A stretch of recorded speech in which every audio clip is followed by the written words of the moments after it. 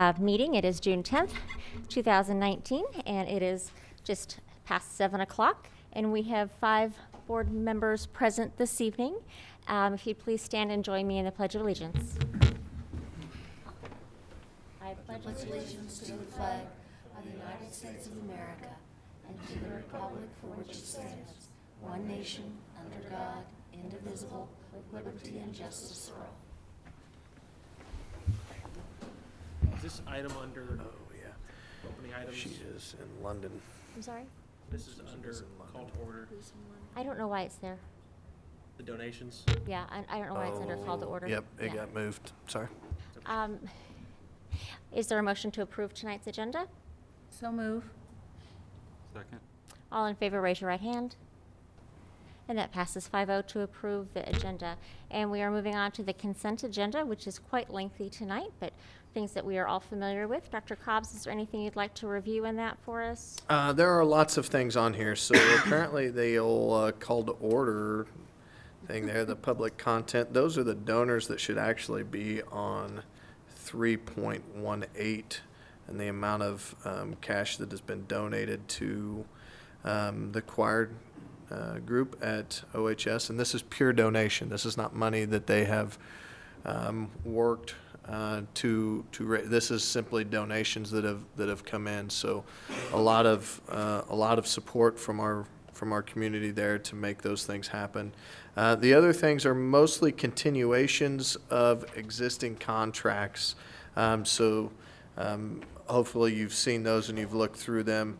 A lot of food service stuff and the craziness that is KSDE and child nutrition and wellness.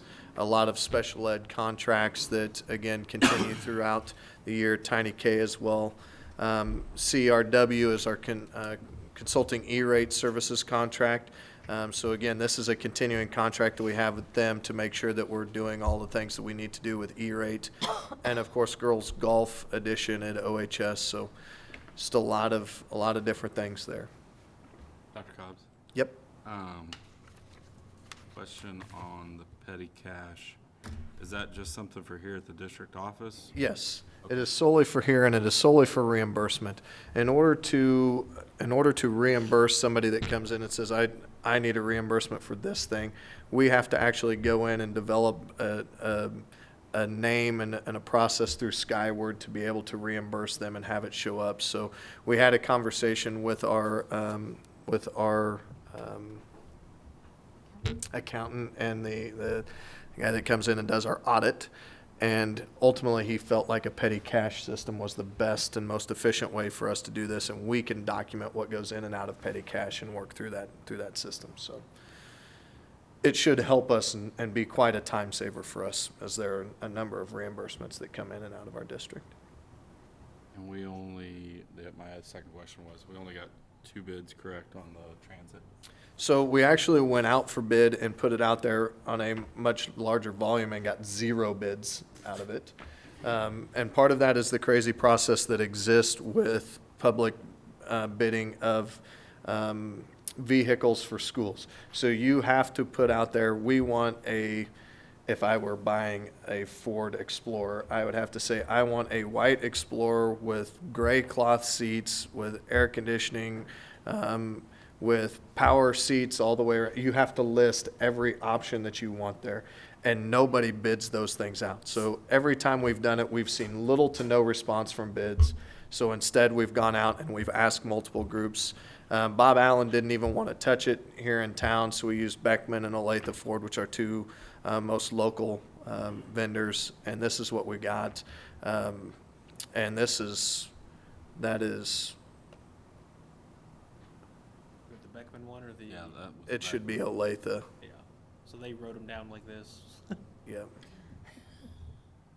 That's one. That's the other. I'm not sure if you did both. So of them. let me hold on here for just a second, and I'll give you the actual process.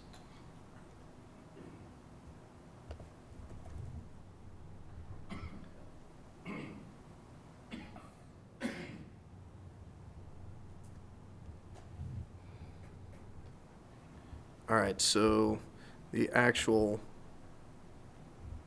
bid are two Olathe vans, one for 26,005 and one for 25,324, so 51,329 would be the total cost to Olathe Ford. All right, is there a motion to approve the consent? Just want to add one more thing. Yeah. I'm excited to see that we are adding girls golf.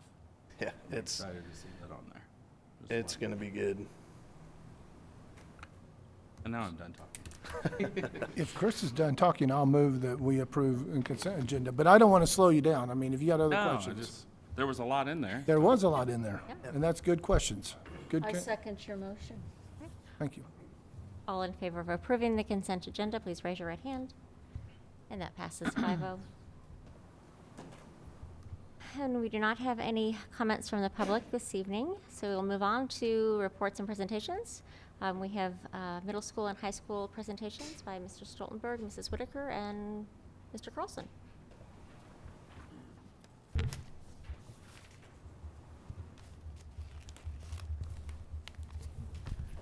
All right, good evening.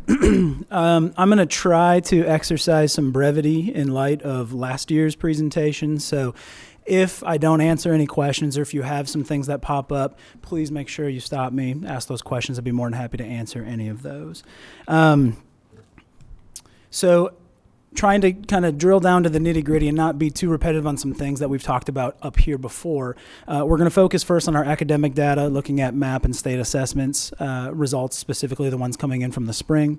We're going to review our discipline data and look at the trends over the last 5 years. And then we're going to talk a little bit about some of the other successes that we had this year, as well as kind of what next year looks like for us. So I went ahead and put in the student growth summary reports for both math and reading, looking at last year as well as this year. And so I've highlighted a couple of key points. I'm not going to read every single piece of data down, but I want to kind of explain why I chose these points. If you look at the top, the term, first of all, so I'm looking at the last year's spring report, taking a look at our average or our mean RIT, as well as the percentile where that grade and grade level cohort falls into. And then two of what I believe are important pieces of data are looking at the school conditional growth percentile, which shows how we grow compared to the rest of the country. So what is our growth level compared to others? And then as well as what percent of our students meet their projections. So looking at last year's data, you can take a look at where we were then and kind of moving forward to this year. So a couple of key takeaways for me here, and we'll talk a little bit about it in a second. We are still needing to catch up at our early grades, but each of our cohorts that were here last year moving into this year grew in as far as percentile goes. So it's not just, and we've had this conversation before, it's not just enough to grow, but we need to grow to try to close the gap and catch up with others around us. And so our seventh grade cohort from last year as sixth graders in math grew by 8 percentile points, as well as our eighth grade cohort growing by 11 percentile points. And specifically, the thing that we're proud of here is when we look at the school conditional growth percentile for seventh and eighth grade this year, we're in the 54th percentile, meaning that we are at least catching up or moving ahead of slightly better than average in growth. As we see, we still have a lot of work to do at the sixth grade level, and that's something that we're going to make sure that we take a look at. As you can see, the percent of our students meeting their projection, the national norm is 50% of students meeting their projected growth. And because of our school conditional growth percentile in the seventh and eighth grade, we were able to have 51 and 53% of our kids above average nationally meet those growth marks.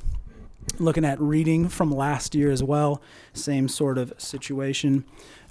We did see that our seventh grade cohort from sixth grade, we didn't grow as much as we'd like. We did still go up 6 percentile points compared to where we were nationally last year in the spring. Our eighth grade, however, had a pretty tremendous jump. They went up 23 percentile points national compared to the national. And looking at that school conditional growth percentile, our eighth grade hit 74th percentile, meaning at the back end in the middle school, at least this particular eighth grade cohort grew. It was in the top quartile roughly or close to it in our growth. Is something that we were pretty proud of. And then looking at our percent meeting projection, same thing there. we had 44, 43, and then 57% of our kids meeting their growth projections. And a lot of that comes from some of the goal setting and work that we've done. Again, kind of our takeaways here is that each of our grade level cohorts improved in their average RIT percentile from the spring 2018 to spring 2019. We also found that compared to last year, we had an increase in students meeting their growth projections. And we attribute that to a number of factors, but one of the things that we really hit hard this year was academic goal setting and MAP goal setting.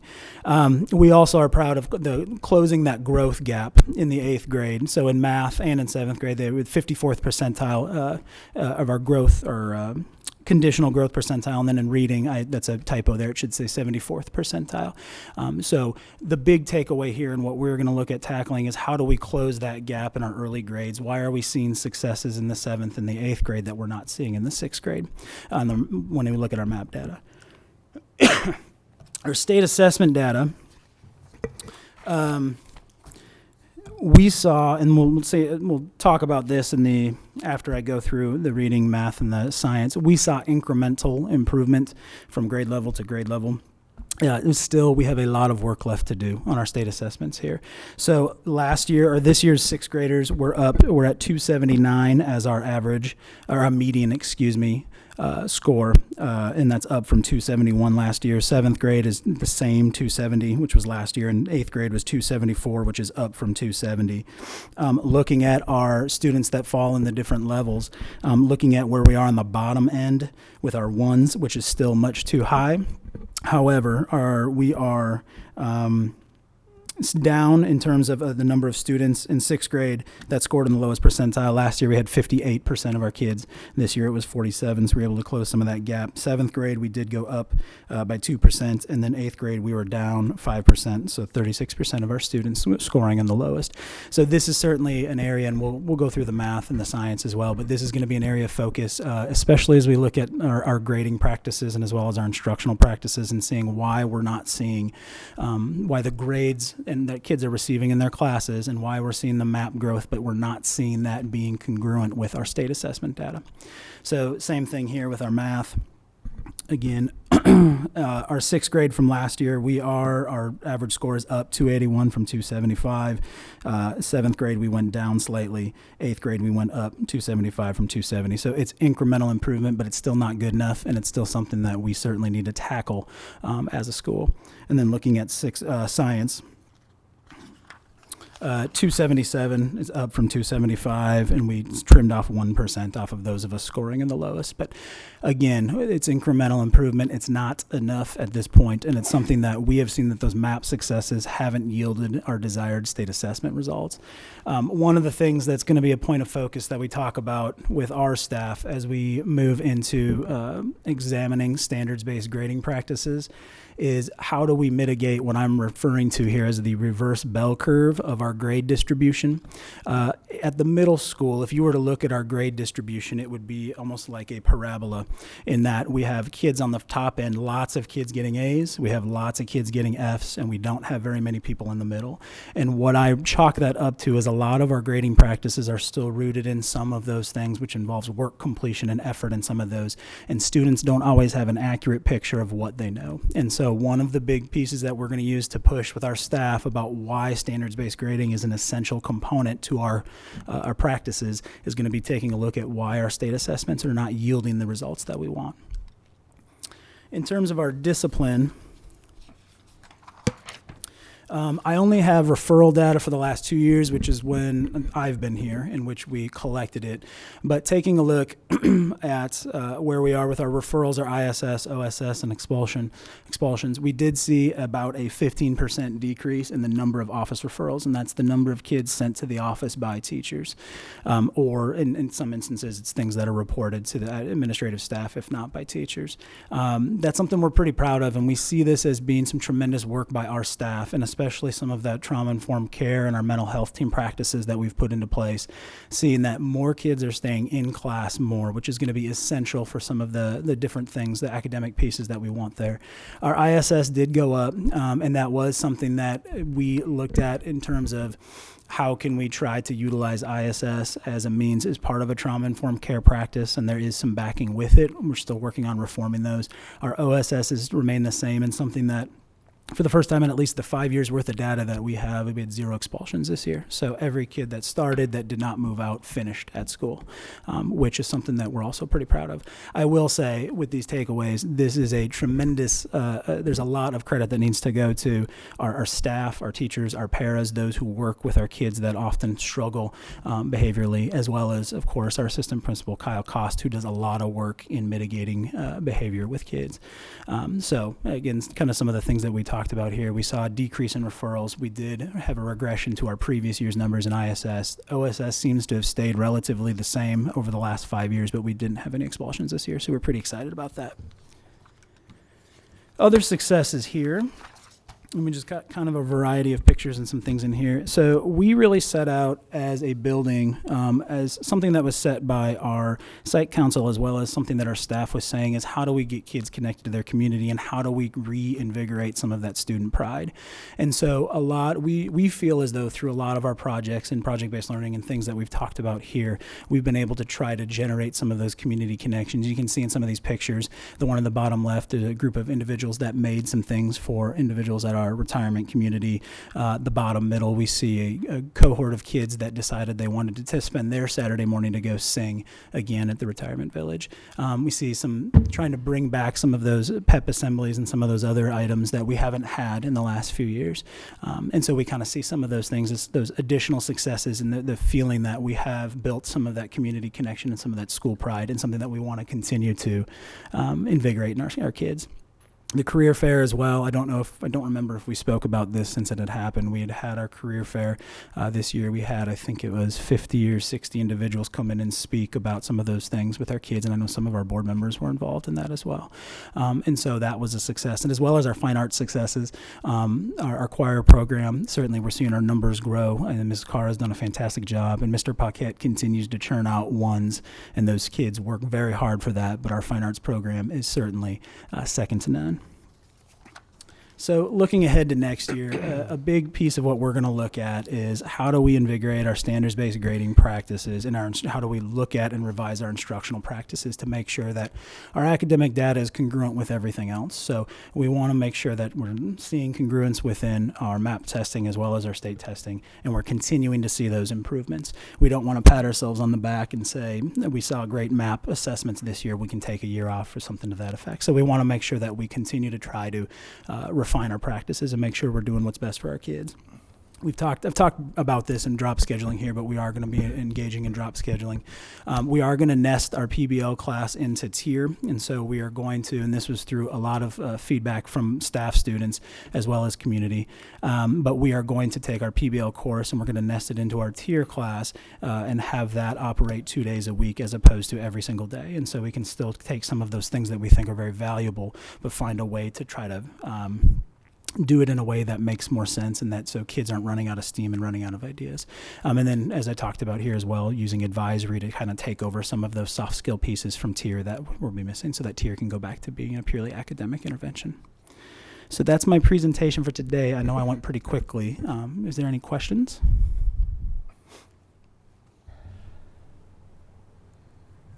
You did a great job of that presentation. That was just perfect to give us a great taste of what's happened. And I just want to say I appreciate that, and I'm going to paraphrase what you said, that we saw improvements, incremental improvements, but that's not good enough for our kids. Mm-hmm. And I appreciate that you can see what that growth entailed and that you and your team are doing such a good job at looking to see what's going to take us to the next level. And that's great. Yeah, thank you. That's the goal. Absolutely. Thank you very All right. much. Thank you.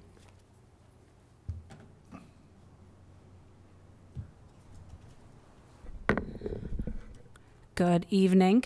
You'll see a similar format to my presentation as Charlie as far as the topics that we will work through. So the first thing that I gave you all are some of our MAP data and our state assessments data. It's not easy to stand in front of you all looking at that data because this is the area that we probably have the greatest work to do. In a minute, I'm going to talk about our overall grades and our grading system at the high school as well, and that's where we have the most work ahead of us. One thing that you'll notice when you look at the reading and the math MAP scores is that you'll notice on 12th grade, we gave the assessment to our 12th graders. However, there is no growth data that is provided through the MAP program for us to kind of really get some good information to work with our students. The problem with the juniors are at the beginning of the year, there are some schools around the country that give it to the juniors, but there's not enough that follow it up in the spring for us to get projected growth data. So that's why you don't see that little triangle there for the juniors for either math or reading, just so that you're aware of that. You'll notice too that our ELA scores are more closely aligned to where the state averages as far as our state assessments go, and then with our MAP where our kids are reaching their growth goals more in reading than in math. One thing that I think is going to be huge going into next year, Mrs. Bybee's been working with our math cadre, and they're really working kindergarten through 12th grade to align our math curriculum, and that's allowing us to have some kind of vulnerable and tough conversations at the high school around our math curriculum and what are our state assessments and our MAP assessments look like, and what could we be doing different in the classroom to address those things. So that's a little bit of what we're looking ahead to. The other thing, we give a lot of assessments at the high school. So besides our state and our MAP assessments, we also give the ACT, we give the work keys, and we give Aspire. And in a minute, we're going to talk about our precision exams, and those are exams that our students take at the end of their pathways. And so one thing, I've been working closely with Mrs. Bybee to make sure that we're monitoring all the different assessments that we're giving students and really making sure that we're utilizing that data and finding meaningful ways to utilize it if we're not already utilizing it. So we're not just testing kids to test kids, and that we're ensuring that the assessments that we're giving them, that we are doing something with them within our building. And you'll see that our ACT average is down from the last several years. And then our work keys and Aspire data came in, and the counselor with the password was gone, so I apologize. And so I'm working to get that. But those two assessments, I will tell you, our work keys and our Aspire, they give us great information on our students. And over the course of the last several years and this year while I have been there, we didn't do anything great with that. And so that's the biggest conversation we're going to have at the beginning of the year with our building leadership team is how can we look at that data and how can we ensure, you'll see over there on the side, how can we ensure that that data is driving our instruction? And when we start realigning our PLCs to have those conversations and training our teachers how to vulnerably look at that data to make sure that we're adjusting what we're doing in the classroom, hopefully we are going to see some gains like the middle school saw after this year.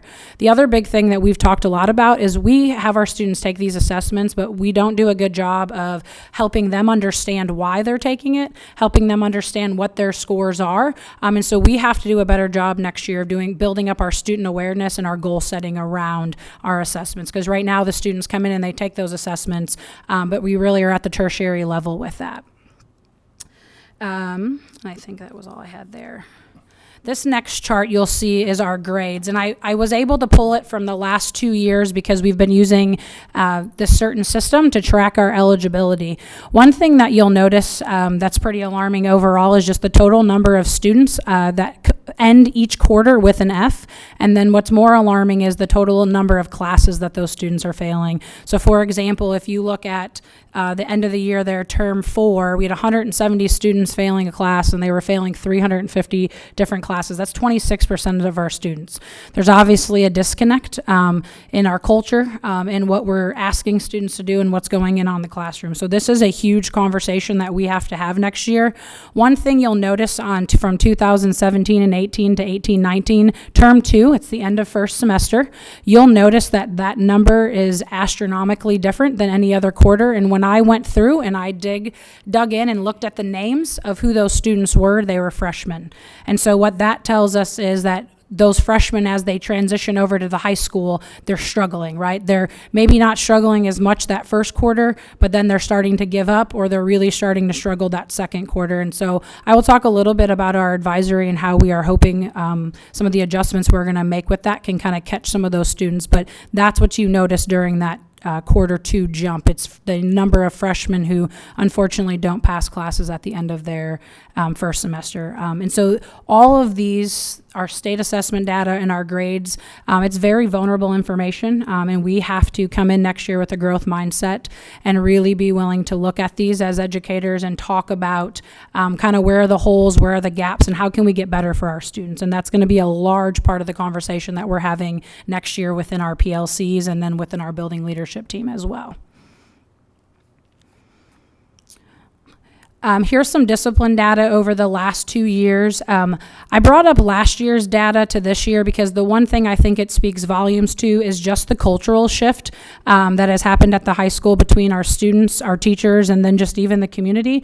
We hear that a lot. The kids feel like, I think the construction being done inside the building has helped a lot, but the students say that they feel more safe, they feel better about coming to school, and I do think our discipline data really does speak volumes to that. So what the teachers are doing, and more importantly, the students are showing up ready to do what they need to do at school. You will see we did have some expulsions this year. Unfortunately, we had some students make some choices, and our hands were kind of tied in those situations, and so we're not super proud of that number, but it kind of was one of those situations where it was. But all our detentions were down, our ISS, our OSS, everything was down, and we feel pretty good about that.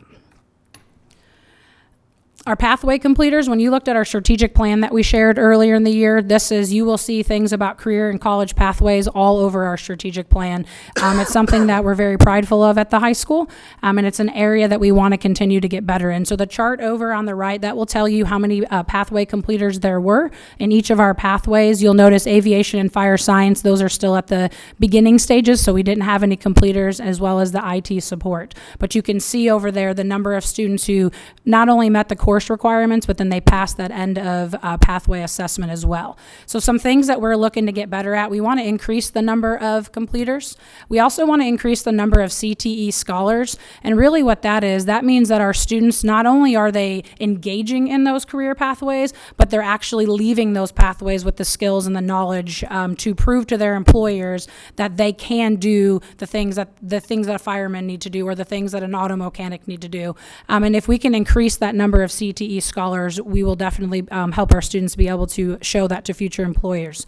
One thing our students do is they take a precision exam at the end of their pathway. That was brand new to me this year, and Mrs. Bybee and I actually just sat down with a gentleman to learn more about what the precision exams were, and they are awesome, and honestly, they lend themselves right to standard-based grading. At the end of that assessment, the student has access to every one of the career competencies, and it tells them exactly where their holes are and where they need to go back in the classroom and study more and work harder in order to be able to attempt that assessment and do a better job the second time around. The other awesome thing is at the end of those assessments, our students get certificates, and on those certificates, it lists all the skills that our students have that have proven that they've had based on that assessment.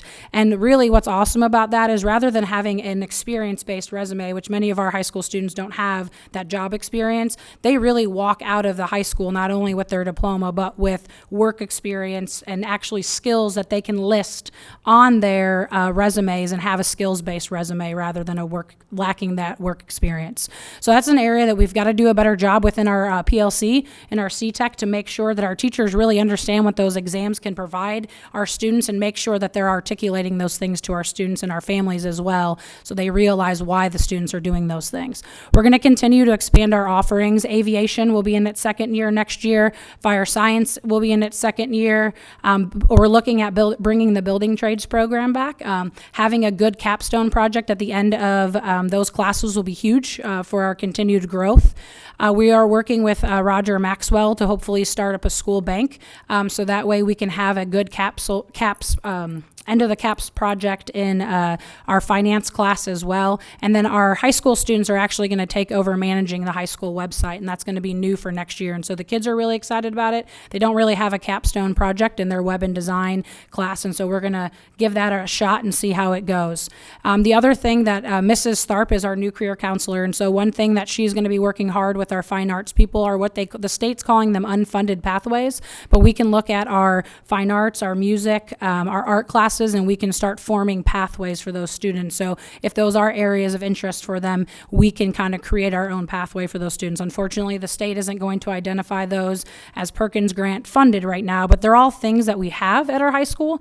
It would just be a matter of us laying that out for our students and making that a pathway that they can complete as well. So we're really excited about it. The fine arts teachers were at the Ed Camp, and they created a group with Mrs. Tharp, and they spent 40 minutes just talking about all the endless ideas that they have to start creating those pathways for our students. So we're really excited about that.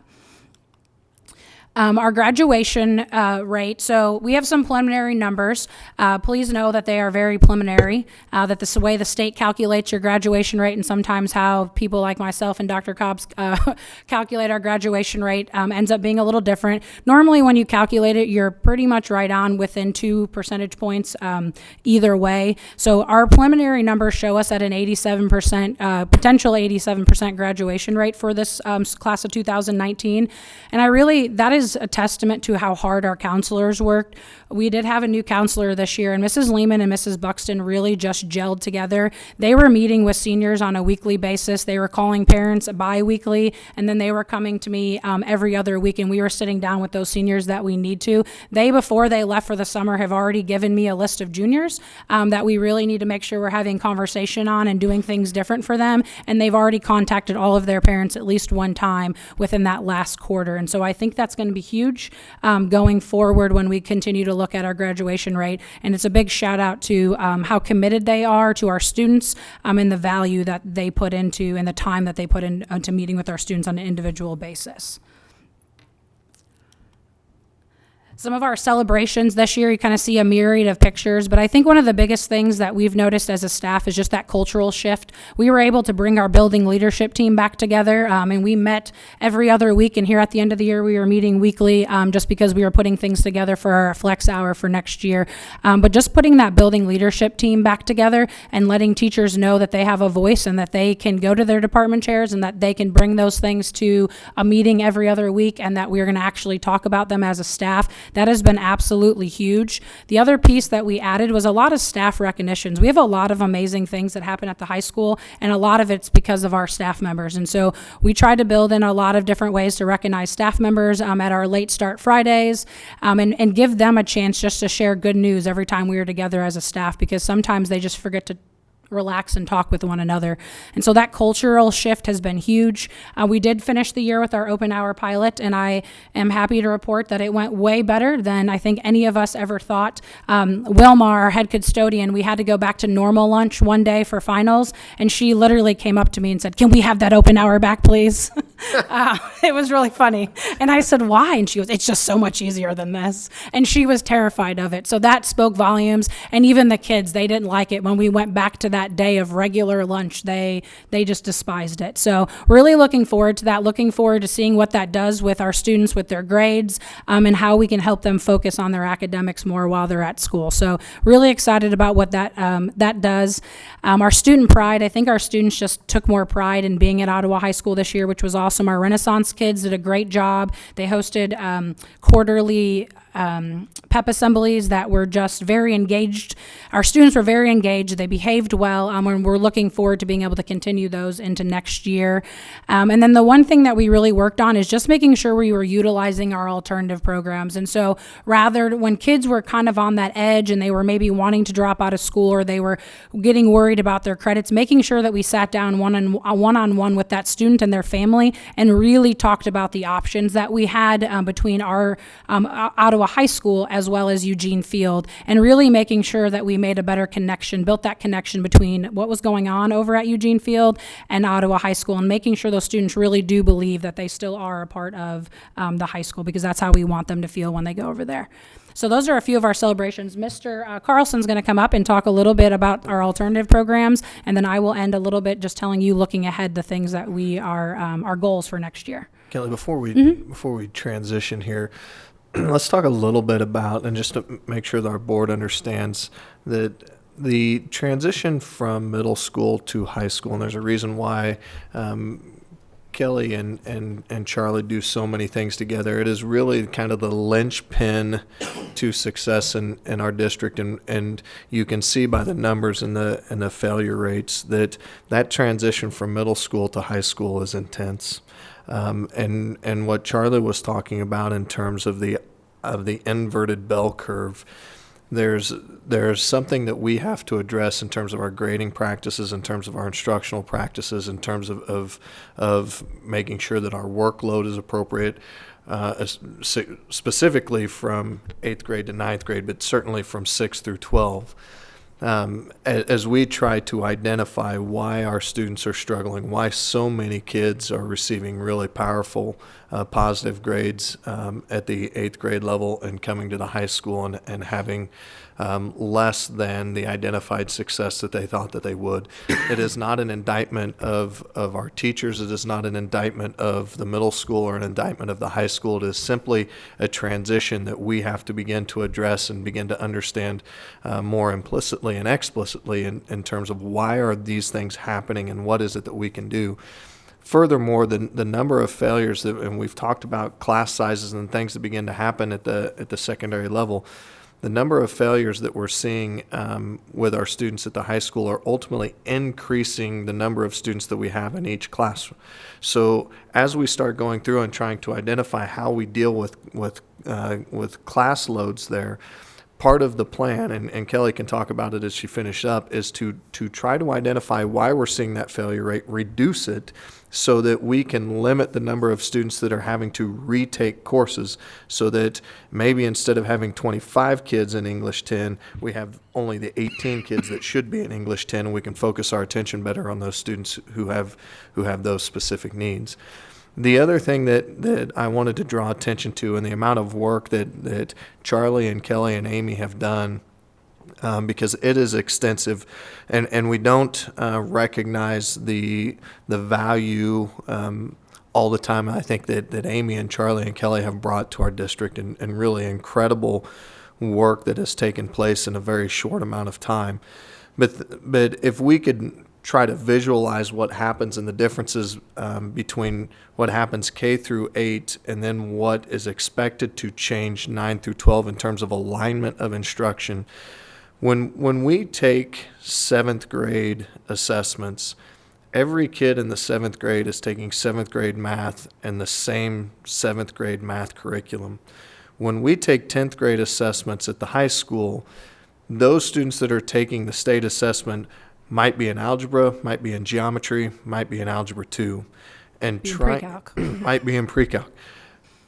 Trying to align the courses to ensure that we're hitting all of those elements is a really daunting task, and it's part of what Amy has taken on and the work that Charlie and Kelly and Amy have all tried to do in ensuring that alignment of expectations 6 through 12. And really, as we begin to narrow that focus 6 through 12, we really start taking a look at pre-K through 12.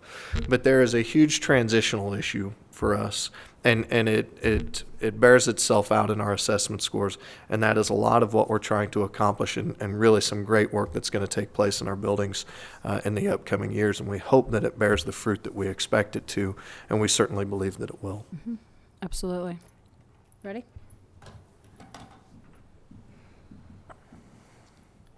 I'm going to start with our first program at Eugene Field, which is Engage. We returned 6 students from last year's students that ended with us, 1 elementary student and 5 students in 6 through 12 to start off with 8 students. As you look through the number of referrals per day on the right-hand side, the numbers are about the same as they were last year at the beginning of the year. August tends to be a pretty easy start, actually. The kids are excited to be back with structure. Our kids do thrive when they have an increased amount of structure. And then in September, you tend to get a little bit of the kickback that, okay, school isn't as awesome as it was a couple of weeks ago, and now some of the difficulties start to happen with the kids. So then it has the uptick there. As normal, too, the December, January is a tough time for students behaviorally in Engage many times. When you look at the number of referrals in December and January, over half of the referrals are of 2 students. So 2 students had a very difficult time around the holidays. One of them I have known for quite a while, and it is their pattern every year to about October start to have that uptick and to have some difficulties there. Comparing it to last year, we're up about a half a referral per day with less students attending. Some of the students that we had this year did have some more severe behaviors and behaviors more often. It's at Engage, we expect a high number of office referrals. Referrals don't mean they need to go home. Referrals mean they need time to talk about their behavior, what they did, what's expected, and how we're going to be more successful later in the day, in the week, in the year. As we look at the social skills or the referrals per social skill, the top 3 are very difficult skills for our students to perform correctly. Not following instructions is number 1 on Boys Town's list. It's the number 1 out of 16 skills that we teach is following instructions. If you think about how many instructions we follow every single day, that we just say, okay, and we do it. And the skill is look at the person, say, okay, do what you were asked. That's a very difficult skill for many kids to be able to do. Hey, can you go and log into your computer? No. So we give them time to do those things. We give them preventative prompts ahead of time. It's very difficult for them to do. Not having proper permission was number 1 on our list last year, also for number of referrals. Not following instructions was number 2, and not accepting consequences was number 3. This year, we had more not having proper permission, which means they left the classroom without permission, and it tends to be because of number 3 up there, not accepting a consequence. They know a consequence is coming, whether it's 1,000 negative points is where we start, or it's they're almost at referral, but they don't want to face that consequence at that point, so then they want to leave. And we prompt them, do you need some time? Would you like to go to time away, which are spaces where they can go? And a lot of times before that, they hit the fight or flight area and they do flee and go. Most of the time we are lucky enough that they will go to a safe space and deal with their anxiety or whatever is affecting them at that point, and then we can process through that referral and get them back to class. Something that we did not have as often last year is the carelessness. Carelessness is anything with school property that you're not dealing with correctly. If it's throwing a chair, if it's knocking over a desk.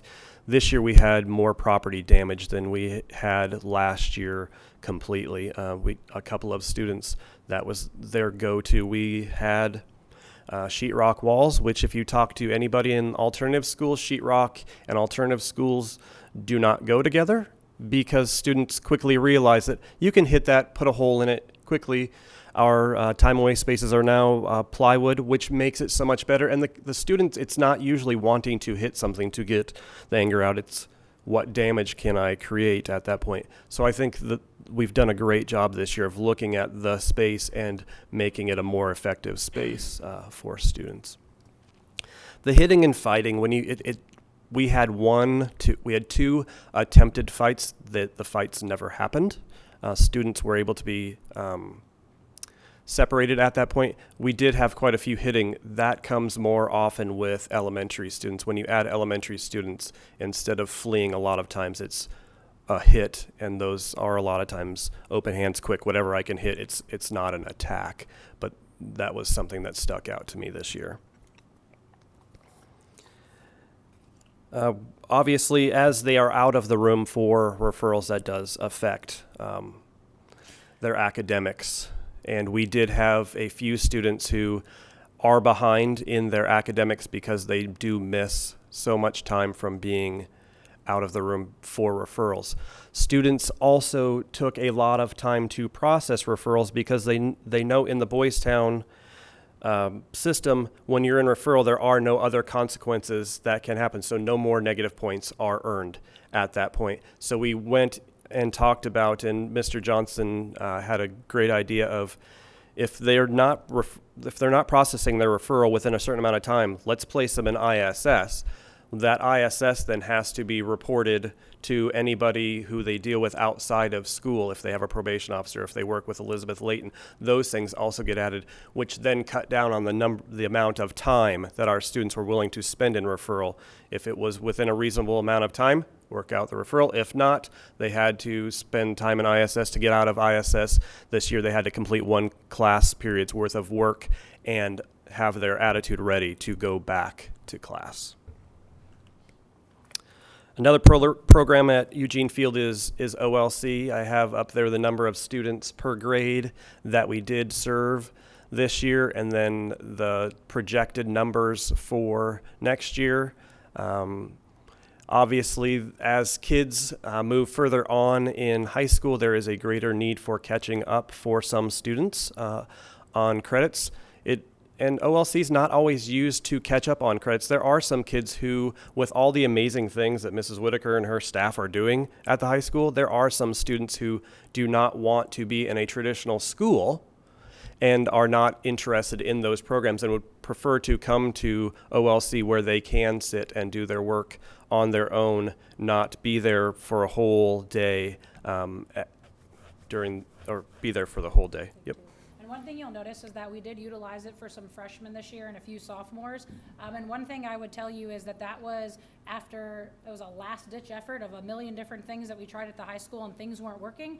And when we made this decision, it was kind of like, we're going to try this, or our fear is we're going to end up in an expulsion hearing. And the great thing is all the kids that we sat down with their parents and we made the choice to go over to OLC and see if that would help, all of those students successfully finished the year. And they earned credits, and they stayed out of trouble for the rest of the year. And so for that subgroup of kids, that was huge. And a lot of them are very proud of themselves because they finished their freshman year and they had credits, and that was not something that they thought was possible several months prior to that when they were at high school. In addition to that, one of the things that this table shows is over the history of OLC has been that there is always a declination of attendees year to year. This is typically where we see students who are on the verge of dropping out and going. It's the last ditch effort, and then we see the dropout. What we see here is that all three freshmen, if you look at it from a diagonal, all three freshmen are returning.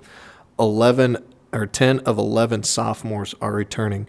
You look at the seniors from juniors, so 17 to 9. Remember that 5 or 6 of those juniors graduated early this year. So it's not the declination that we have seen in the past. So, and that speaks volumes to the work that Mr. Carlson and Mrs. Cummings have done at OLC. Our graduation rates have increased because of the work that they're doing there and ensuring that our kids have an alternative method of meeting their expectations. It doesn't mean that we don't have work there, and part of that work is to meet the vision of our district. If you remember, the vision is that all students will graduate OHS with the knowledge, skills, and behaviors to hold life-sustaining employment. We graduate them with credits. Our intent now is to ensure that not only do they have knowledge, but they have skills and behaviors that are associated with that knowledge that they can hold that life-sustaining employment. That's something that we have to address moving forward, and something that we've started to address in this process now. Another program that Mrs. Cummings heads is the OVLP. So these students are not at Eugene Field very often. They come for their major tests. They do not come for their minor tests, so what it would be like a quiz. They will come as they get to the end of a unit to work. Similar numbers there. We do serve through 7th grade in OVLP. I believe the 7th grader was toward the end of the year when we got that student, so there are not very many students in middle school that do attend OVLP.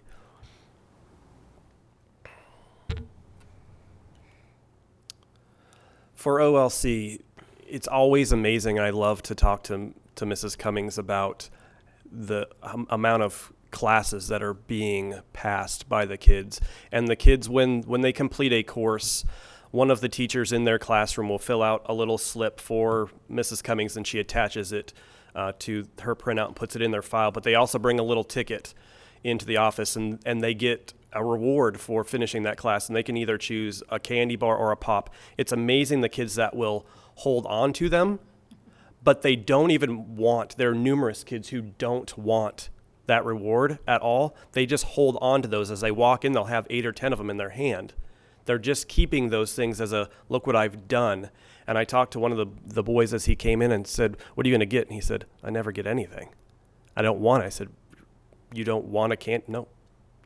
Doesn't want those. But it's one of those, it brings me back to the elementary part of walking over, and they have a huge smile on their face every time they walk in and talk, or as they're walking out of the building, and I'll ask them how their day finished a class today. It's amazing to see those kids do that. 452 courses completed by OLC students, which then you divide that in half since each class is a half a credit. 33 graduates from OLC. That doesn't mean they spent their whole year at OLC. We have a couple of students who came over at the very end of the year. One student who came over and took one class with us.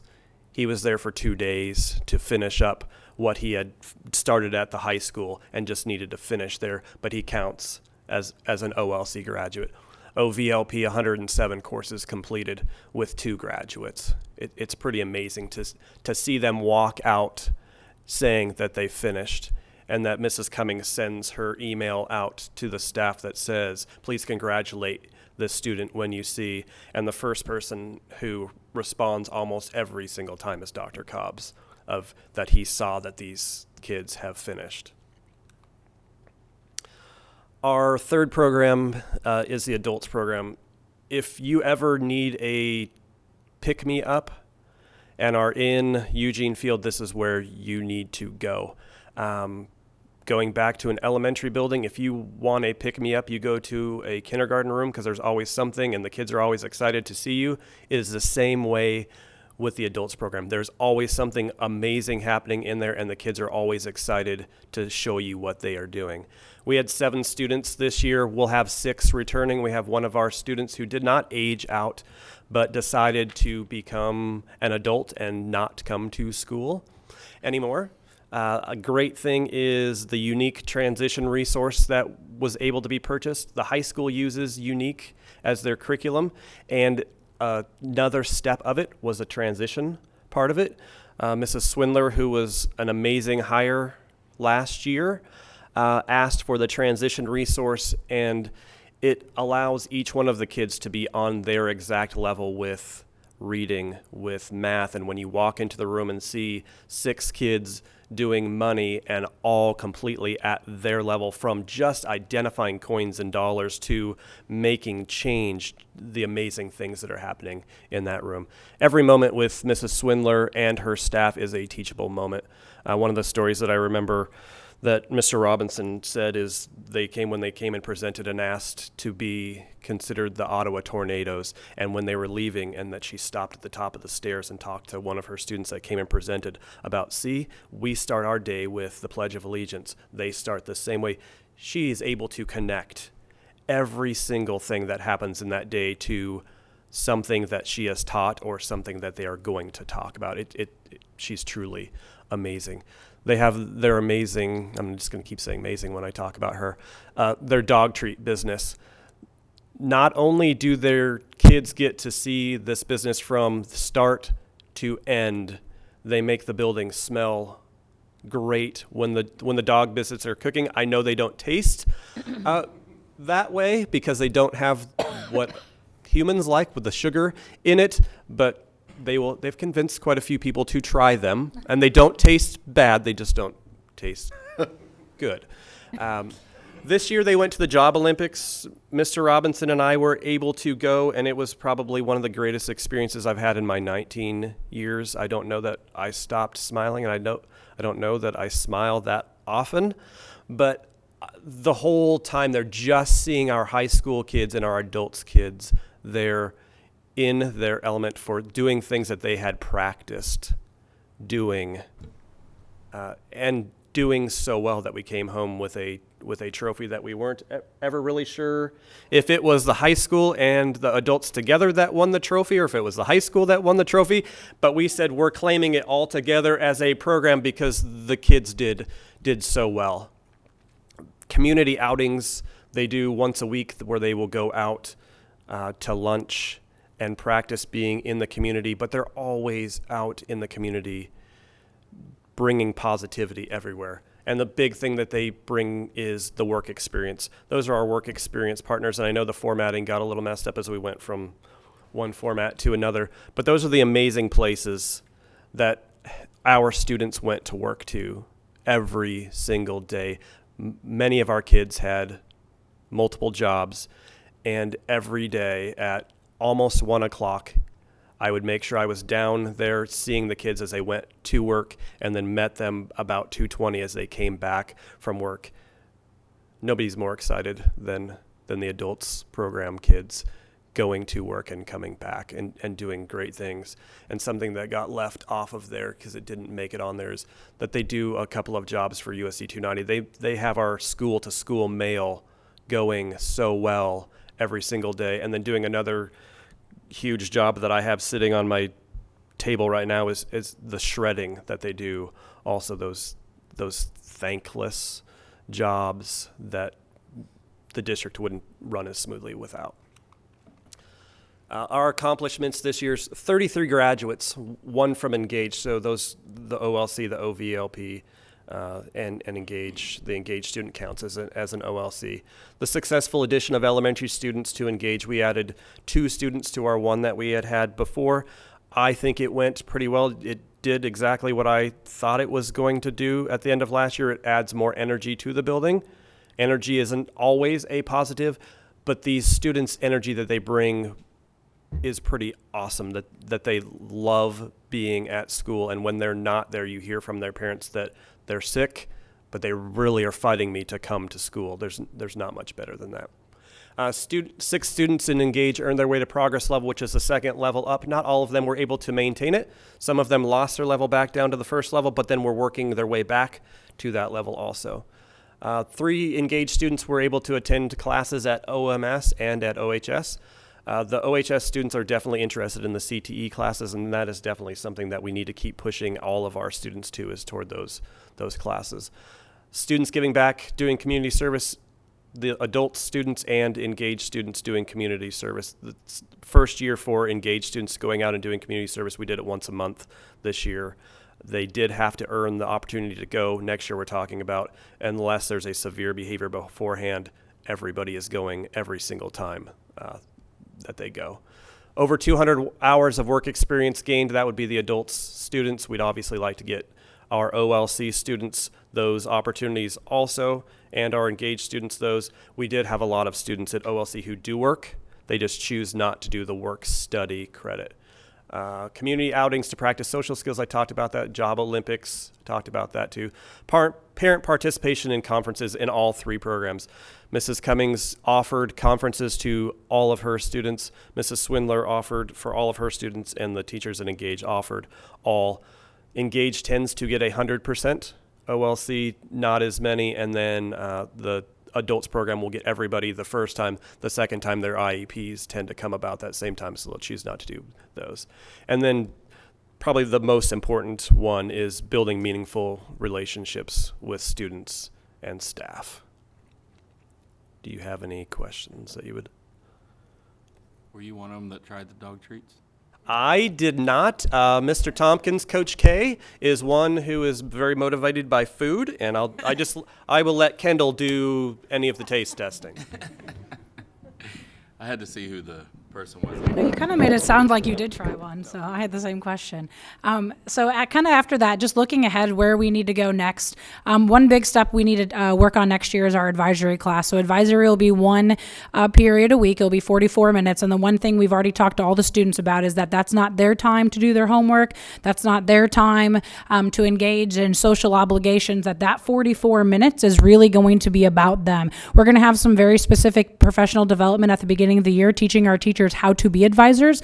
Mrs. Tharp and Mrs. Lehman went to an awesome training on that, and so we're hoping to kind of beg, borrow, and steal some of those ideas and pass those on to our teachers. We're going to do a commitment to graduation kind of signing. We're going to start doing with our freshmen every year at their half day, but we're going to catch up with all of the grades at the beginning of the year, and we're going to display those in our cafeteria so students see those every day.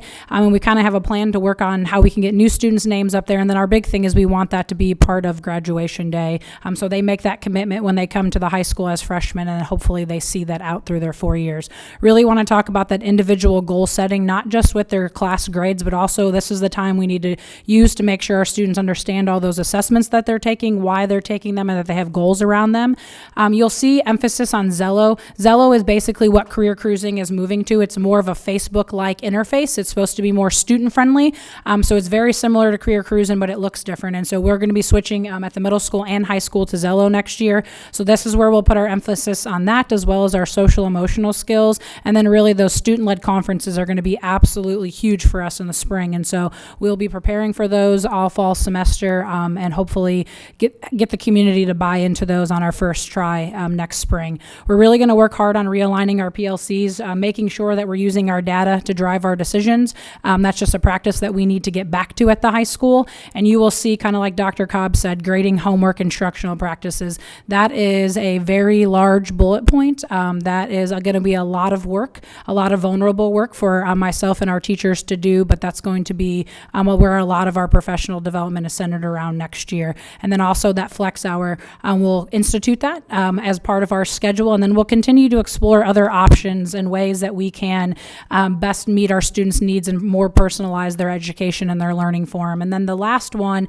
Dr. Cobb spoke to, and he stole my exact quote on my note card here, but expanding our programs, and really what I should have put there is really enhancing our alternative programs is the word I should have used, because we have a lot of awesome programs, and right now they're kind of all working in silos. And what we want to do is to take those 4 programs over at Eugene Field and really get them working together and do exactly what Dr. Cobb said. We don't want those kids just walking out of across that stage with a piece of paper, but we want to ensure that we're giving those kids the skills and the behaviors because they need it just as much as all of our other kids. So one thing is our career counselor, Mrs. Tharp, she's going to be partnering with Eugene Field to make sure that they are instituting Zello. They have not done that previously, so we want to get those kids engaging in there and really looking at their career interests, looking at internships. Are there ways that we can provide our OLC kids internships in the morning or the afternoon based on their needs? As well as just getting some of those kids back to the high school to participate in electives, especially within our pathways. We did more of that this year, and we found success in it. We don't want those kids to think that you have to go over there and you're never allowed to come back to the high school. So those are all ways that we are looking to kind of just continue to enhance what we're doing with our alternative programs for our students. Any questions? I have a comment. It'll be interesting about your, I wrote it down, the precision testing, Yes. okay? And you're high on it, so it'll be interesting to see how that gets rolled out next year, because as a parent and some comments I heard, I think that is right. I think more dialogue Yes. can go on that.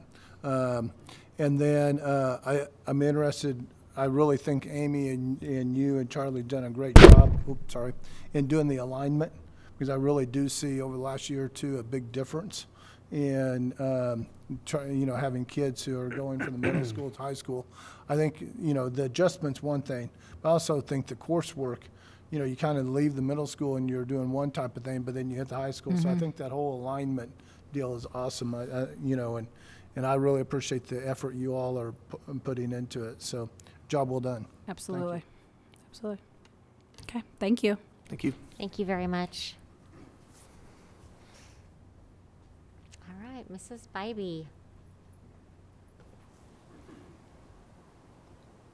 And I will say we are just at the beginning stages of that. So hopefully there's a lot of more great things to come from the alignment process that we'll be going through. Okay, so what I will be presenting for you is really like the overview of what you're going to get individual data from each of the schools, but what we look like as a district. So for our Kansas assessment, just looking at this gives the trend data for math. The yellow line is what the state average is, and the blue line is what this past year spring test showed. So as you can see, some of the things that we can see the areas where we're closing the gap, and we can see the areas where the gap still exists that we need to continue to look at. What are the things that we are What are the things that we need to do to be able to close that gap? So our elementary grades have continually increased their median score and have moved quite a few children from the level 1. The state assessments, you receive 4 different levels: level 1, 2, 3, and 4. And levels 1 and 2, the letter that goes home to parents can be somewhat concerning, because if your child scores in a level 1 or level 2, they have a statement on there that says that your child may not be ready for college if they continue at that pace or at that rate of that level. So we of course our goal would be to get our kids up into the level 3 or level 4. Our grades that scored above our state average: Sunflower's 3rd and 5th grade.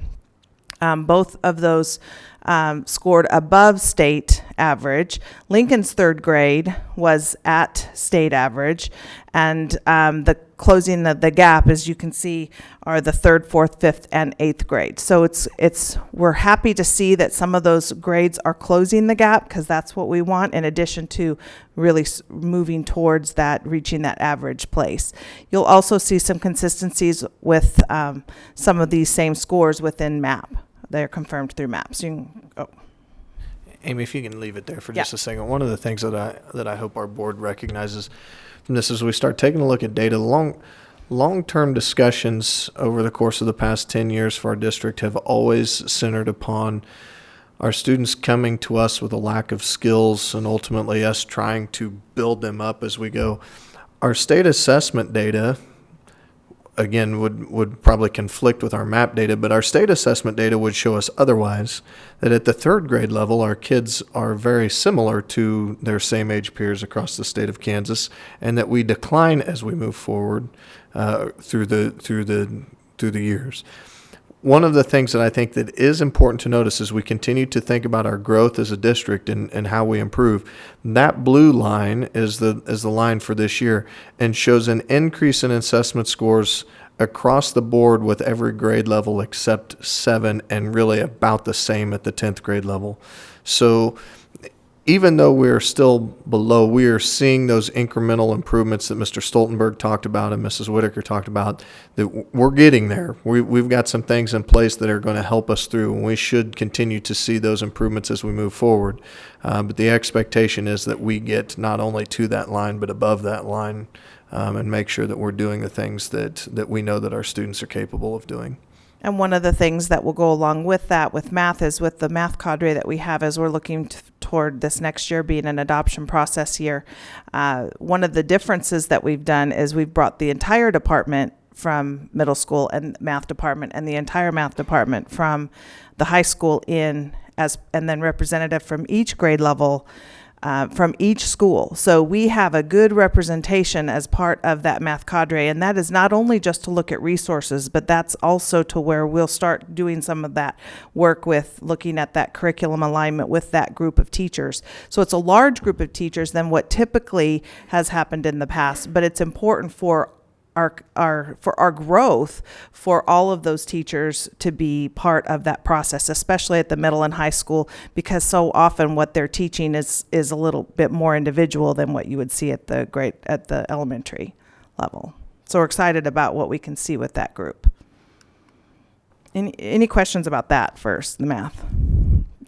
Okay, so then with ELA, same deal here. As far as the yellow line is our state average, and the blue line is how we scored this past year. It's a little more alarming because you see quite a few more dips. So we're looking at having conversations. Already had started conversations today with elementary principals, and then we'll continue these conversations with our complete admin team.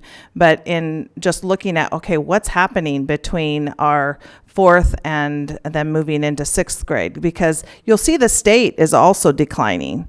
So the state average also declines from 4th grade to 8th grade. So when we see a decline, that's similar to what the state average is seeing, but we certainly want to close that gap, much more so than what we're seeing right there. So our hope is that as we see Fontes and Pinal move through as far as our reading scores go, as we start looking at continually looking at the curriculum maps and curriculum of what's happening in our 6th through 12th grade classrooms. I know going through the NCAA process that we did with our high school ELA team was very extensive, and while that took a lot of time, it was a great practice for us to see what things we are doing well and what things we need to continue to have more conversations with. And those are the things that will be happening next year and as part of that curriculum alignment process. So some exciting pieces that we see with that is that we do have grades that were above state average. Sunflower 3rd and 4th and Garfield's 3rd were above state average. 3rd and 6th grade had significant increases from their last year scores, and the cohort group or group of kiddos moving from 3rd to 4th grade, 24 students moved out of level 1. So that's a lot to be said for our 3rd and 4th grade teachers in moving that many of our kids from level 1 to level 2 or above. Any questions about this graphic? So then in science, I'm sorry I couldn't use the exact same chart. It wouldn't allow me to do that. So it's a little bar graph. So our blue is 5th grade, orange is 8th grade, and gray is 11th grade. So the state average is on the left side, and then you can see how we've done in the past 3 years. One thing that I wanted to point out is that our grades above state average, Garfield 5th grade was above state average by 5 points. Significant that the score that they had. So what's important is that we start looking individually too at our classes and looking at the teachers that are doing strong things. 3rd grade across the board in our district has shown some really strong scores and in growth improvements. So really talking with those teachers about what are the things that you're doing, what do you attribute your success in your classrooms, and that we can have some frank conversations about, and not necessarily comparing, but really using our data to be able to make some determinations of what are the things that we need to do systematically to be able to see that same growth throughout our classes, and so we don't have just those pockets. Also, our 8th grade has continued to increase their median scores. So our actions, the things that we think about that we will be working towards, that we can attain from our Kansas assessments, is that just continuing to share data with our teachers. Up to this point, my understanding would be is that the Kansas assessments data has not really been used up to this point. So, and what we're hearing more and more from districts around the state is that it's much more valid now. Where a few years ago we were concerned about, okay, are the scores we're even getting from the state assessment even valid, even worth looking at? And the answer is, yeah, it is worth it now. So really being able to get our mindset back into, we can use this data to help drive some of our instruction and make some decisions.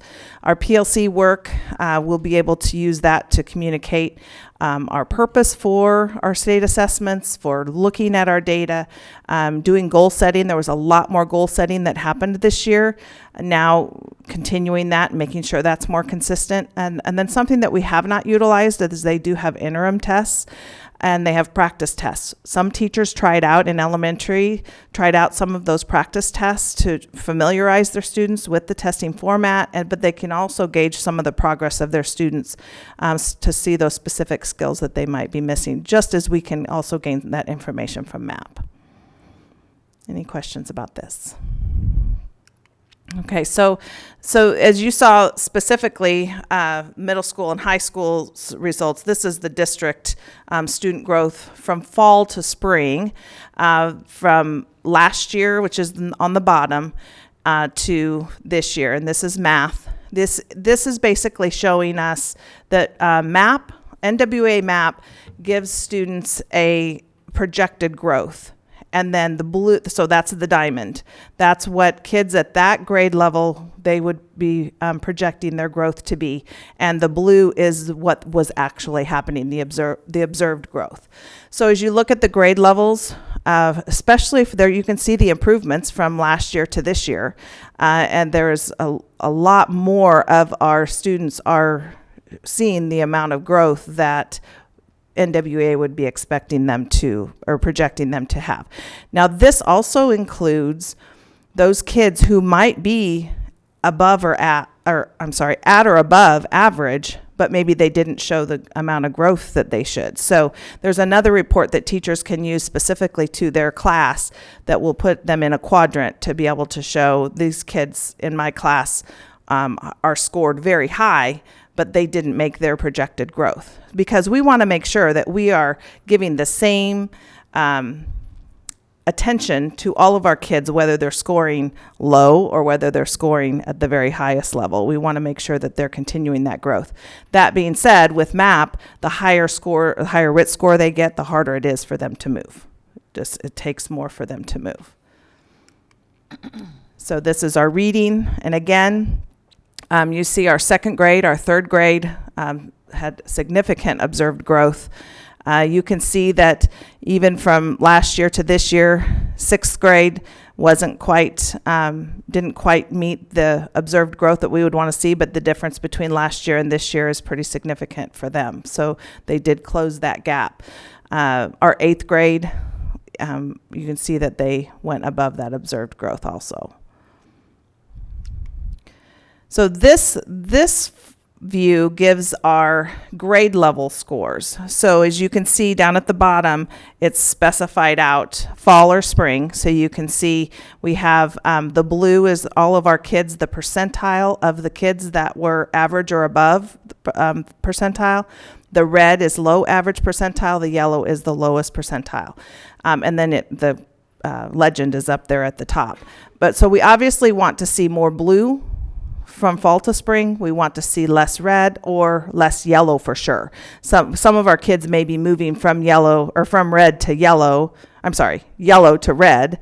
But so we can kind of track how are the improvements that are happening from fall to spring. And then this would be also for our ELA. So you can see that looking, for instance, like second grade, moving from fall to spring, their kids, the percentage of kids who scored average to above average percent was quite low, and they had a significant gain in the amount of kids that went from average to above average percent. Third grade also had a pretty significant change. So again, that kind of goes back to what Dr. Cobbs talked about. You know, our second and third graders really are making some great gains. So we just have to figure out how are we keeping those gains going in fourth and fifth grade, and then on to middle school and high school.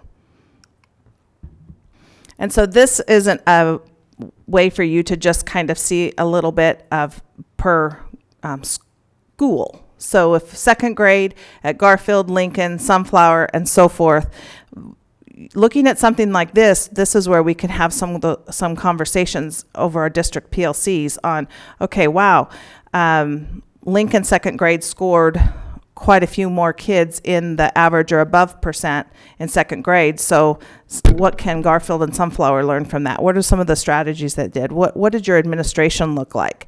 How were you grouping kids for your administration? What are the pacing guides? What did you get through? What concepts did you get through that before testing time? So there's a lot of conversations that teachers can have with each other about things that we can do that we can improve on, whether it's instructionally, whether it's curriculum, or whether it's just in the administration and how we present it to our students. So, and then same with our ELA by school. So what are actions from the MAP data that we have for our district is we want to continue our data analysis with our teachers and showing them how to use that to make instructional decisions. Increase professional development with instructional practices. So it's one thing to say, okay, it looks like you need to improve in this area, but we have to make sure that our professional development is also helping them in how. How do we increase those or change those instructional practices or just tweak them? Our Fontes and Pinnell classroom will have full implementation next year, K3, and it'll be a professional development year for 4-5. So we're hoping to see some benefits from that now And then our pilot teachers, actually, this will be their second full year. So begin the use of an instructional framework. I think what we're determining from our district data is it's less right now. Our focus needs to be less about interventions. Not that we're not going to focus on interventions, but that's not the only solution to to the achievement that we're seeing. We have to take our focus to looking at what does our instruction look like in our classrooms and how can we increase the effectiveness of our instruction. Standards-based classroom is going to start those conversations at every level. And, at the Ed Camp, that just happened on June 5th at OHS, there were a significant amount of teachers from middle and high meeting to start conversations about standards-based classrooms. And the positive tone was not that, oh my gosh, this is going to be ridiculous, but it's like, I really want to be able to understand this. How can we start these conversations? So that was very positive. And then going through the curriculum alignment process.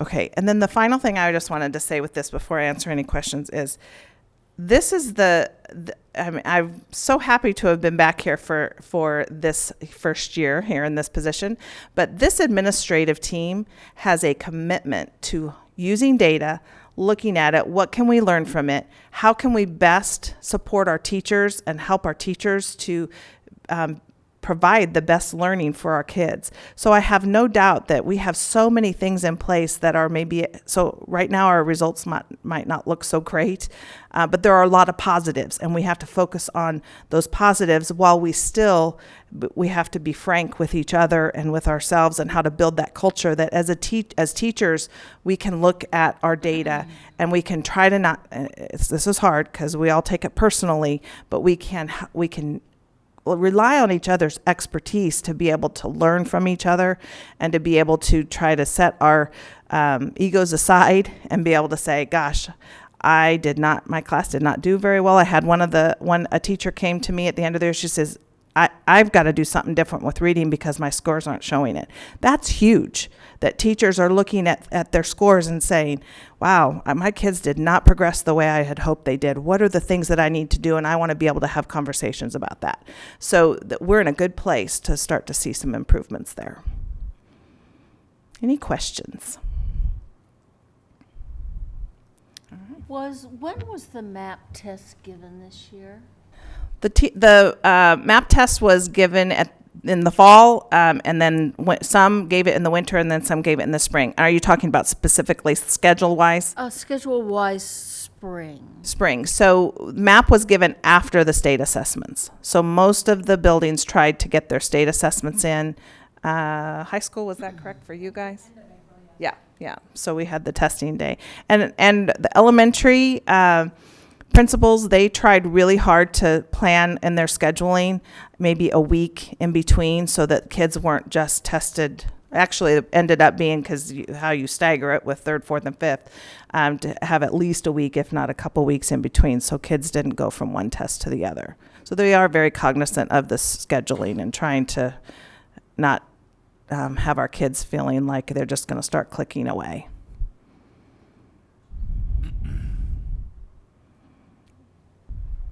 All right. Anything else? Thank you very Okay. much. Thank you.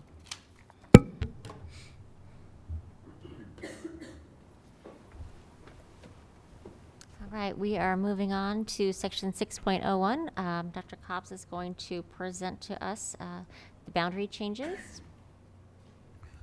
All right, so last time we were here, we talked about proposed boundary changes, and ultimately this is to try to create some equity and equality in where our students are placed in their initial year and heading to our schools. So if you click on that, and then can I steal your? So this would be the proposed boundary. What currently exists is that the Garfield district is about this little square right here.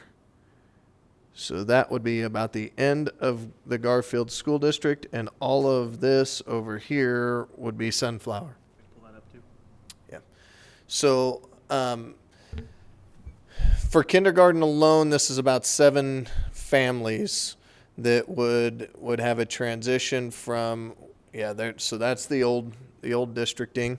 And we would change that proposal to ensure that Garfield has a greater extent, because we're seeing an over abundance is not the right word. We're seeing more enrollment at Sunflower than we are at Garfield because of the way that we created those boundaries. And ultimately that is creating some equity issues in terms of class sizes. So this would have a huge impact upon that, and this boundary change, along with the flexing of our current boundaries, would have the opportunity for us to see more stable enrollment populations across all three buildings. So that is the proposal. Any questions? You touched on it, but how, next year it's going to affect 7 families going. I think 7 families. So ultimately what will happen is that we have made a concerted effort to not force families to move within 2 years of a forced movement. Right, so we knew that we just had new buildings put up, and we created these boundaries. And what we're seeing is that the boundaries are creating inequity amongst our schools, and a minute change would solve some of that. So anybody that's at a current building would be given the opportunity to stay at their current building, or if they fall within that boundaries, to have some conversations with us about a shift. If they want to move, we would be happy to say, yep, we can make that move. If they choose not to, then so be it. But our kindergartners coming in would be the only ones that we'd say, yes, you are here.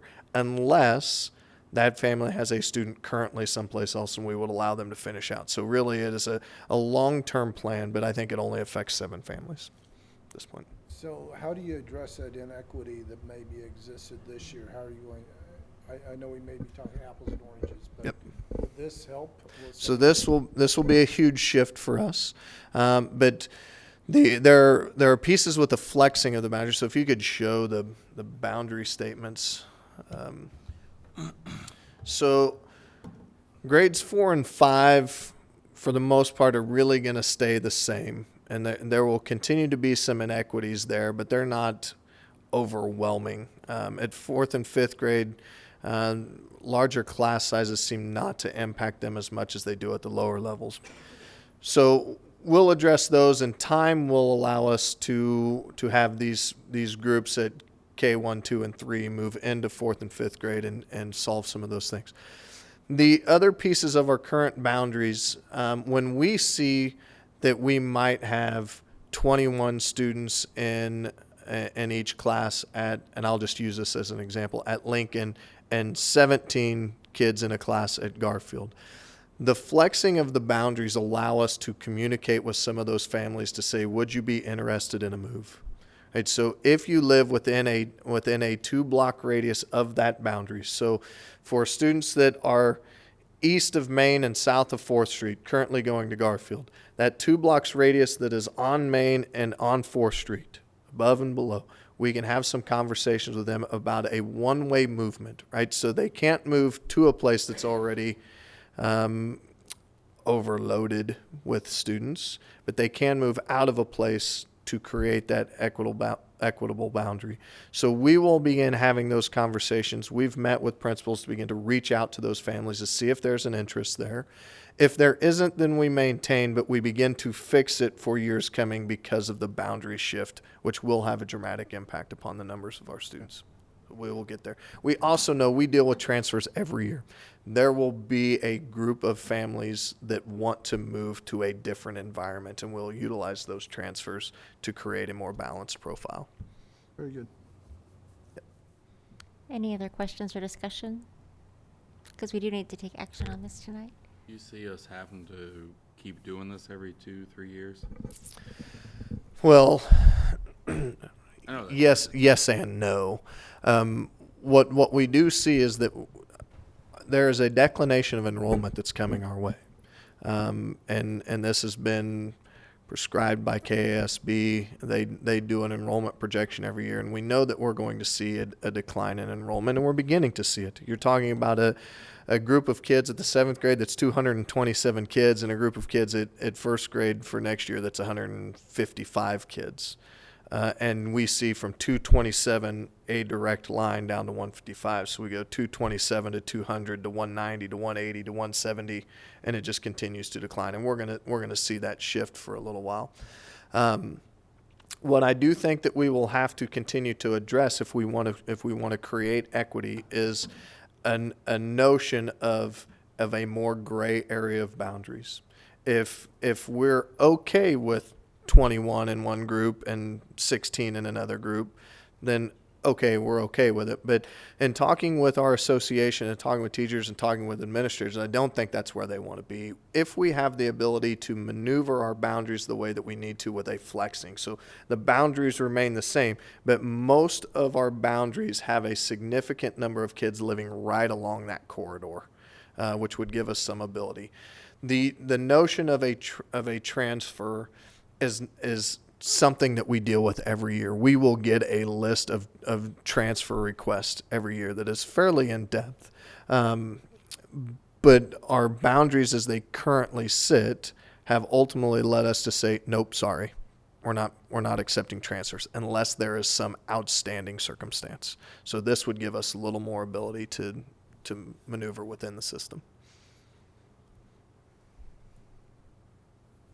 Any further questions or discussion? Okay. Is there a motion to approve the new boundaries as proposed? I so move. Second. All in favor, raise your right hand. And that passes 5-0. Thank you, Dr. Cobbs.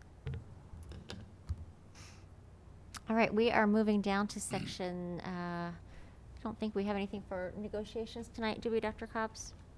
We have, for the most part, come to most agreements. So if we wanted to take 10 minutes, I'd let our board know exactly where we're at with negotiations.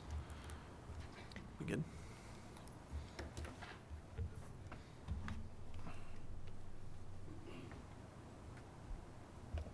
So do you want executive session on that? Executive Yes. session for that? 10 Okay, minutes. Yep. sorry. 10 Yep. minutes would be good. All right, if somebody would like to propose that. I don't think the language hasn't come up. There we I'm go. waiting for it also. Okay. Madam President, I move that the board go into executive session to discuss teacher negotiations pursuant to the exception for employer-employee negotiations under COMA, and that the open meeting shall resume at 8:45. Yeah, that'd be good. Okay.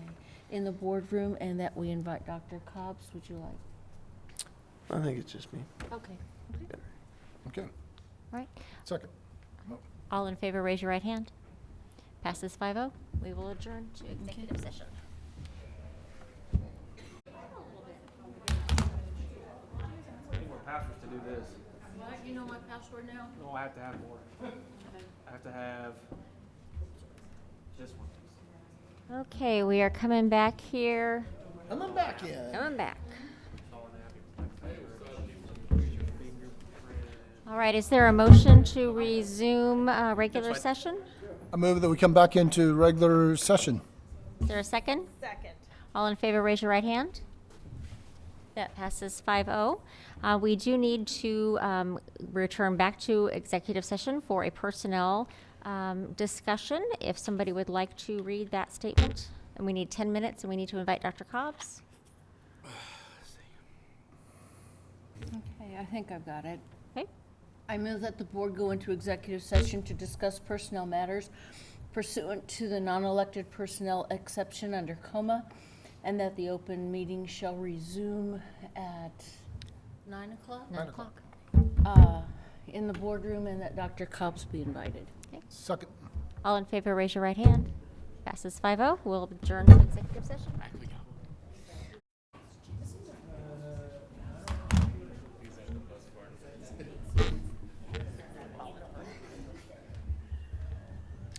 Okay, is there a motion that we return to regular session? So moved. Second. All in favor, raise your right hand. Raise your right hand. Oh, raise my right hand, whatever. All right, and that passes 5-0, and we are down to approving the personnel report. You've all been presented with a personnel report. Is there a motion to accept such? or So send- moved. Second. All in favor, raise your right hand. Passes 5-0. And we are down to approving administrator contracts. without getting up there in front of everybody. All of our administrator contracts roll over, but I think it's an opportunity for our board to acknowledge the greatness of our administrators, the things that they do, and approve their contracts for 19 and 20, regardless. So this is the group of administrators that would turn to their current positions. You'll notice that there are some missing there. Those contracts have already been approved for differing positions. But this would be a renewal of all contracts for administrators in their current positions for the 1920 school year. Madam President, I move that we renew contracts of administrators for the 2019-2020 school year. Second? All in favor, raise your right hand. All right, and that passes 5-0. And we are down to announcements. All right, we don't have much. I do want to remind everybody that our administrative team will be heading to St. Charles, Missouri tomorrow evening to participate in the PLC Institute. This is a big part of what you heard Mr. Stoltenberg and Mrs. Whitaker, Mrs. Bybee talking about today, and ensuring alignment of what we're trying to accomplish and making sure that we're seeing everything on the same page. The PLC Institute will help us understand and really allow for our administrative team to work together to develop a strong expectation of what early release Fridays are going to look like, create consistent approaches across the board, and really develop an expectation of this is what we're going to do at that time. We'll go through some professional development on what PLCs really should look like, but maybe more importantly, we'll have that time together in that setting to really address what we want to do building to building and district-wide with that time. We also want to thank OHS. They put on an incredible event last week with the Ed Camp. We saw Dr. Watson coming down there. Lori Howard is just an incredible individual and a great attribute to our district. She has just been phenomenal and irreplaceable in the grand scheme of things, but put on a great Ed Camp. And other than that, it's June and there's just everything's going on even though it's June. So that's all I really have for announcements. Well, the high school leaves Thursday for New York. High school leaves Thursday for New York. That is true. We've got our choir group going. I will also just tell you here on the... No, is it 9 or 9:30? I got. While she's looking it up, I would just tell you they have broke ground at Garfield, so you can go out there and you can see that they've kind of torn some things up. The Performing Arts Center looks awesome. They're getting ready to put in the big sound buffers in the top, and once that goes in, it'll kind of be like a finished product. It will look fantastic. The training room is basically complete. We've just got to move some furniture in there. So really, it's about time for construction to be over. They did start tearing up tile this morning at the middle school to start the tile replacement stuff, so we'll see some changes there as well. So a lot of great things happening. 9:30. Okay. All right, thank you, Dr. Cobbs. Is there a motion to adjourn the meeting? So moved. Second. All in favor, raise your right hand. Harold, before you go, Passes 5-0 and meeting is adjourned.